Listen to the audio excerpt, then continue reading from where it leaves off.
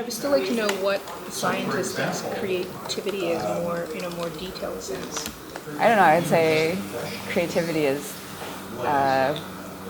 putting, in terms of science, I guess, would be putting together the elements that are available to you to find a solution or create something that is different than has been done before. Really, it's taking all these associations which already exist and finding a new association between them. It's really hard to find a problem that you're smart enough to solve that nobody else has already done. Well, same thing in art. It's the same thing in art, though. I mean. Yeah. But here's the interesting point I find, because if you, let's say, accept to be part of a transformation process, you would probably accept to be exposed to an approach that is not, doesn't stem from reason and language and text, but from a perceptual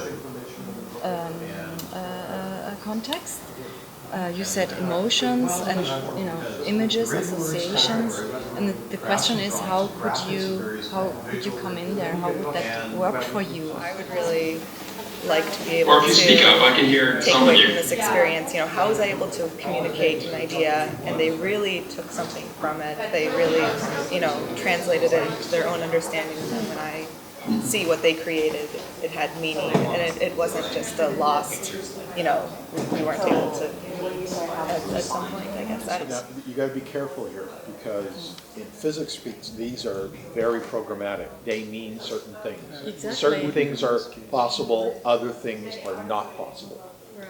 So when you're moving into art, where there's more possible than there is impossible. In fact, there's nothing impossible. Yeah, there's in physics there's more impossible than there is possible. Because we have conservation laws and things. There's things in art. There's nothing that's impossible. So coming back to Yeah. that idea of the cloudy spot, or when we talk about that in art making, in that sense of the trying to exist in the spaces between known spaces and trying to work our way through that, how does that become a shared space for both of us? Or is that possible? That term.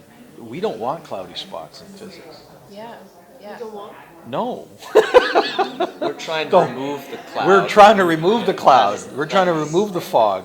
However, it's also true that by actively trying to find the holes in the argument, like what you would call the cloudy spot, is where one can also find solutions. If you wanted to take that, one of the ways I was suggesting you could do this was effectively you could make the artist or the art data, which is then given to the experimentalists and the theorists who have to make interpretations and make future experiments, which then results in more data, which you then continue the feedback loop. So you could do some interesting patterns there. It's a bit of a challenge, and I mean, one thing that at least strikes me is that it feels very asymmetric between artists and physicists, in that it feels like the physicist comes in as sort of like Oracle, Delphi, and pronounce, here's a theory. We're working on one thing, you're working on another. Yeah. I mean, which I think is much more accurate than having us on some sort of pedestal. It would be nice to have a bit more parallel, more back and forth. Well, I mean, this feedback we were talking about before can happen at every one of these steps. So this way is in fractals, it's rule-based. You go from here to here, you step forward, and you can end up in places you could not possibly predict from where you started from. That's one way to do it. What was that quote about the most beautiful equation is the one that solves the most problems? And it's just like, it's one of those like kind of, oh my god, he did all this kind of thing. Like it's something that works. Yeah, it kind of justifies it. Yeah. Well, isn't it said the most beautiful art was the one that gives the most meaning? Kind of similar. Yeah, it's definitely a similar parallel. So there are a lot of parallels of how we finally get to that beauty.